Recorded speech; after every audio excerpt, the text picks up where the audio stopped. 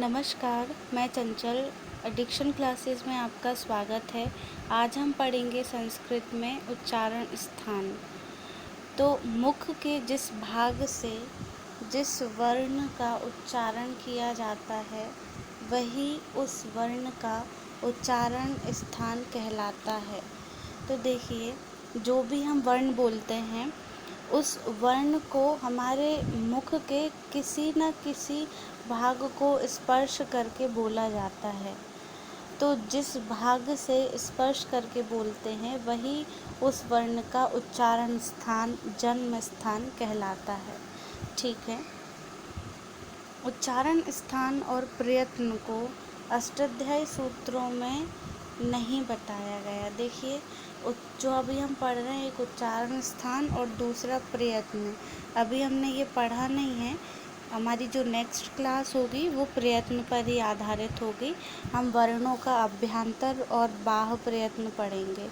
तो उच्चारण स्थान और प्रयत्न को अष्टाध्यायी के जो सूत्र हैं उनमें नहीं बताया गया है, अपितु पाणिनीय शिक्षा आदि ग्रंथों में उच्चारण स्थान 8 प्रकार के बताए गए हैं।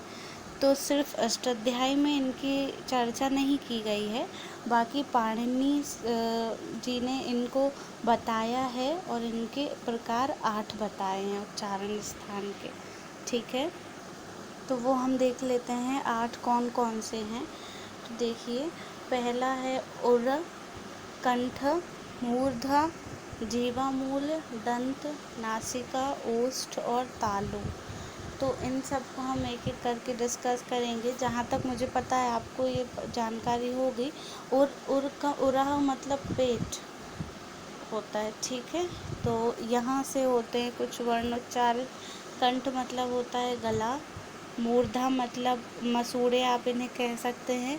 जीवा मूल मतलब जीवा का जो मूल है, जहाँ से हमारी जीभ चालू होती है, जड़ है जो हमारे जीभ की, उसका मतलब होता है जीवा मूल। और दंत मतलब दांत। नासिका मतलब नाक। ओष्ठ मतलब ओंठ। और तालु। ठीक है, तो हम ये डिस्कस करेंगे कि कौन से वर्ण हमारे मुख के कौन से भाग से बोले जाते हैं। तो सबसे पहले देखिए, कंठ से हम स्टार्टिंग करेंगे। तो कंठ से जो है आपके अ और दीर्घ आ बोला जाता है। क ख ग घ इंगा बोला जाता है। और हा और विसर्ग। देखिए, ये आपको जब तक अच्छे से नहीं समझ में आएंगे, जब तक आप इनकी बोलने की प्रैक्टिस खुद से नहीं करेंगे। आप देखिए, जब आप आ बोलते हैं तो आपकी जीवा किसी भी मुख के भाग को स्पर्श नहीं करती है।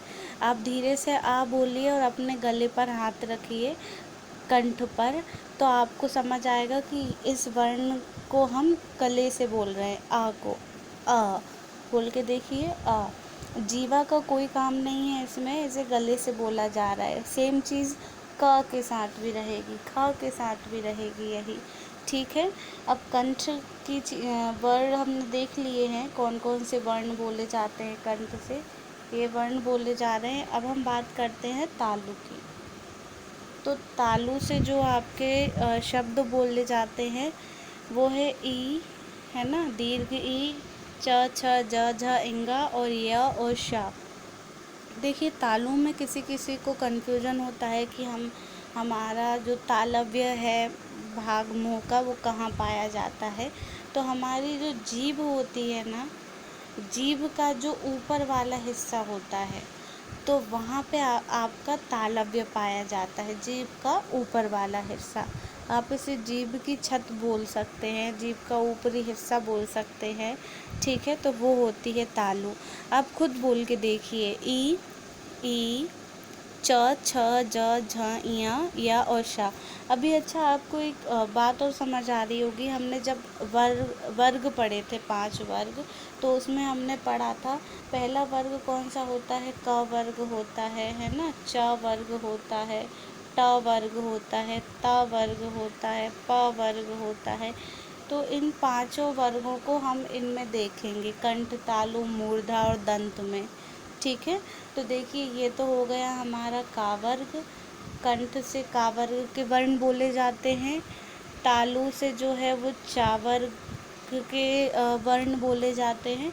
अब हम पढ़ेंगे मूर्धा, और देखिए मूर्धा में टा वर्ग आ जाएगा आपका, ये रहा टा वर्ग के पांचों वर्ण।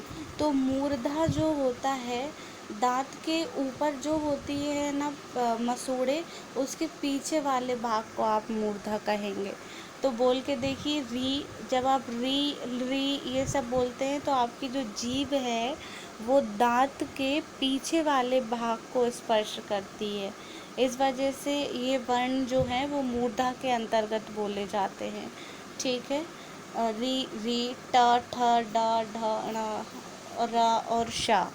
तो ये तो हो गई हमारी मूर्धा की बात। आई होप ये चीज़ें आपको समझ में आ रही होंगी। अब बात करते हैं हम दंत की, दांत की। दांत से क्या बोला जाता है, तो देखिए र आप बोले, जैसे आप र बोलेंगे तो आपकी जो जीभ है वो दांत को स्पर्श करेगी। ठीक है। और ये हो गया आपका ता वर्ग, त थ द ध न। 5 वर्ण आप देख रहे हैं सारे में। आपने देखा पहले कंठ से कौन सा वर्ग बोला गया, का वर्ग। फिर आपने देखा तालु, तालु से जो है आपका चा वर्ग बोला गया। फिर आपने देखा मूर्धा, मूर्धा से जो है आपका टा वर्ग बोला जाता है। ठीक है। और फिर आपका दंत, मतलब दांत से आपका ता वर्ग बोला जाता है। ठीक है। अब कौन सा बचा, पा वर्ग बचा है। तो देखिए ओष्ठ मतलब ओंठ, ओष्ठ से कौन कौन से वर्णों का उच्चारण होता है, तो देखिए ऊ, आप बोल के देखिए, ऊ बोलेंगे तो आपके दोनों ओंठ स्पर्श करेंगे। ऊ ऊ, प फ ब भ मा। और ये है आपका ओष्ठ का पा और फा, इसको उपध्मानी बोलते हैं। हमने पढ़ा था जब वर्णमाला, तब हम इन्हें पढ़ चुके हैं कि आधा पा आधे विसर्ग के जैसा रहता है, जो पा और फा के आगे आधे विसर्ग का जैसा जो चिन्ह रहता है उसे हम उपध्मानीय बोलते हैं। ठीक है। तो ये कंप्लीट हो गए ओष्ठ तक हमारे सारे वर्ण। अब हम जो है वो देखेंगे नासिका। नासिक से जो है, नासिका मतलब नाक के द्वारा उच्चारण किए जाने वाले वर्ण। तो देखिए नाक से जो है हम अनुस्वार, अनुस्वार को बोलते हैं। और जो वर्ग हैं हमारे 5 वर्ग, उन पांचों वर्ग के जो अंतिम अक्षर हैं वो भी नासिका के द्वारा ही बोले जाते हैं। ठीक है। अब देखिए फिर कुछ जो वर्ण हैं वो 2 भागों से मिलके भी बोले जाते हैं हमारे मुंह के। तो देखिए जैसे ए है, ए आप बोलेंगे ना तो ए आपका कंठ और तालु दोनों से बोला जाएगा। क्यों? क्योंकि ए मिलकर ही बना है कंठ और तालु से बोले जाने वर्णों की सहायता से।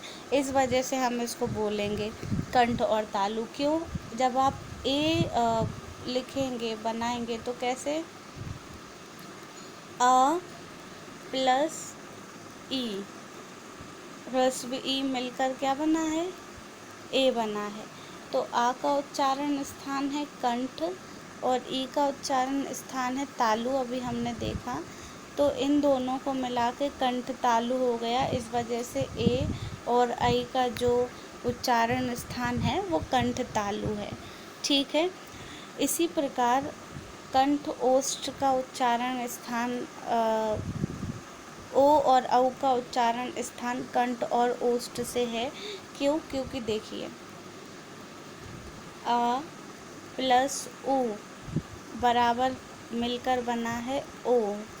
तो आ का उच्चारण स्थान है कंठ और ऊ का है ओष्ठ, अभी हम ऊपर देख चुके हैं। तो कंठ ओष्ठ से कंठ ओष्ठ आपके उच्चारण स्थान है काय के ओ और औ के। क्लियर हो रही होंगी आपको चीज़ें। बाकी दंत और ओष्ठ से आप बोलते हैं क्या,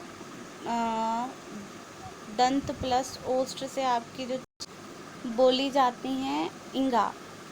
दंत और ओष्ठ से। ठीक है, ये वर्णों का पंचमा अक्षर है या। नासिका, कंठ और नासिका से आप बोलते हैं, देखिए मुझे बताऊंगी मैं कि ये जो आपके इंगा है, ये इया है, अणा है, ना है, इनमें आपकी नासिका ही रहेगी। मैंने आपको अभी जैसे बताया कि वर्णों के जो पंचमा अक्षर हैं वो नासिका से ही बोले जाते हैं। ठीक है, तो सिर्फ आपका इसको छोड़ के, ये जो आपका वर्ण है ना, इसको छोड़ के बाकी इन सारे में नासिका ही रहेगी। ठीक है, बस आपको इतना ध्यान रखना है कि जो ङा है वो कंठ प्लस नासिका से बोली जा रही है। अणा बोल के देखिए, अणा, तो ये मूर्धा और नासिका के योग से बोल पा रहे हैं आप। ना जो है वो दंत और नासिका के योग से बोल पा रहे हैं। ठीक है, अब एक और देखिए, माँ। माँ, माँ जब आप बोलेंगे तो इसमें नासिका का भी उपयोग करते हैं और आपके ओंठ भी टकराते हैं। इस वजह से माँ का जो उच्चारण स्थान है वो है ओष्ठ प्लस नासिका। और फिर आता है जीवा मूल्य। तो देखिए, जीवा जो होती है आपकी, आपको मैंने शुरू में भी बताया है कि जीभ जहाँ से, जैसे मान लीजिए ये आपकी जीभ है। ठीक है, ये जीभ है, तो जीभ का ये जो पीछे वाला हिस्सा है, फिर यहाँ से आपका गला स्टार्ट हो जाता है। तो यहाँ से जो बोले जाते हैं वर्ण वो जीवा मूल्य वर्ण कहलाते हैं। ठीक है, तो देखिए जीवा मूल्य 2 वर्ण होते हैं, एक तो होता है आपका का और दूसरा होता है आपका खा।